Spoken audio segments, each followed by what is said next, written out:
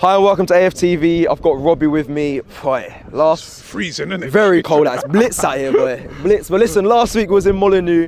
We did a video saying, you know, it's time for Pepe to show his worth. I mean, Told you. What we've been telling you about Pepe. You know what? I have to do a tie before I start this video and say.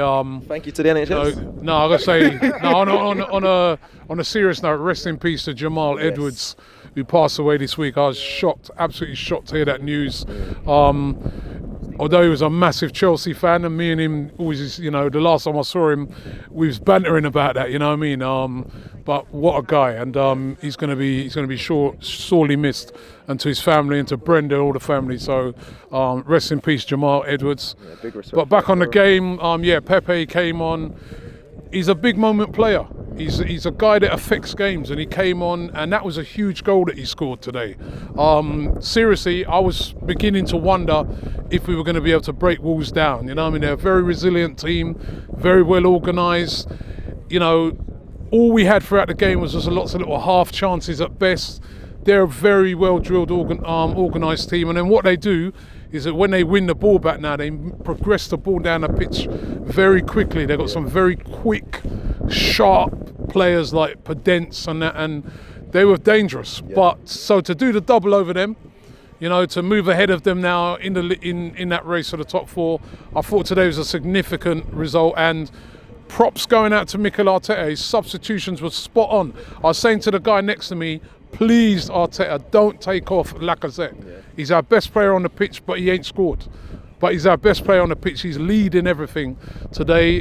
He didn't take him off. He took off Martinelli, which was the right thing to do. Brought on Pepe and Nketiah, and those two players changed the game. And he was positive as well.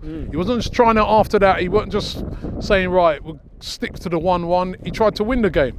And like a lot of guys who come on said, Wolves, they got their comeuppance. Wasting time from they scored their first goal. Yeah. When they did that substitution, what were they doing?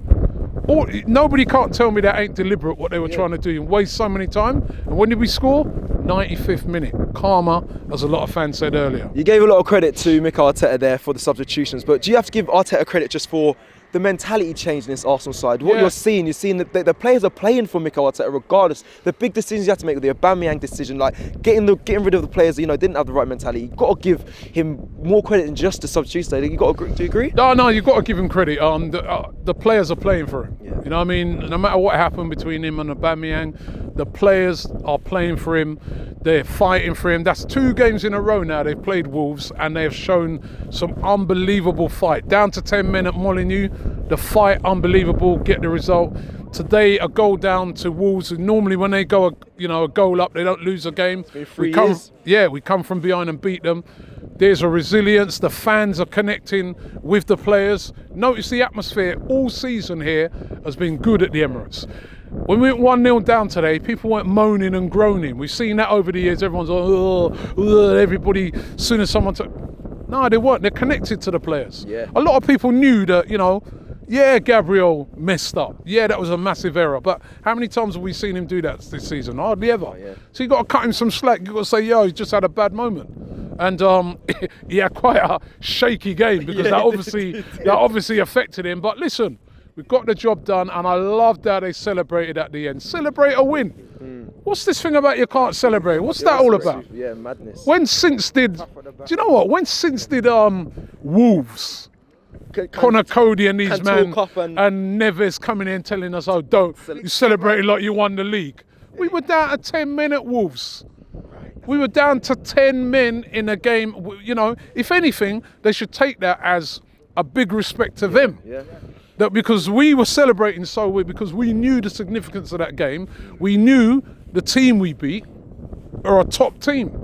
So that was actually a compliment to them. They're trying to take it like some... And then I noticed, like, when they scored, you know, I see that Wang, he's holding up to the crowd that. And Neves and... All jumping... where were you at the end? Yeah, energy gone. Yeah, gone. What a big chest, isn't it? No big chest no more. So, listen, great game. And Arsenal deserved, I thought, to win the game in the end. There's 2 top quality teams, and the top 4 is on. Yeah, I heard you keep asking everyone that today. Do you generally believe now, Rob, that we have to be favourites? Do you believe that? I know we've got tough games coming up. I still say you have to say United are favourites because they're in that position already, even though we've got 2 games in hand on them. And what they've got players that can. They've got a lot of goal scorers on the pitch. I saw them play Atletico Madrid. They were dreadful, and they still got a draw.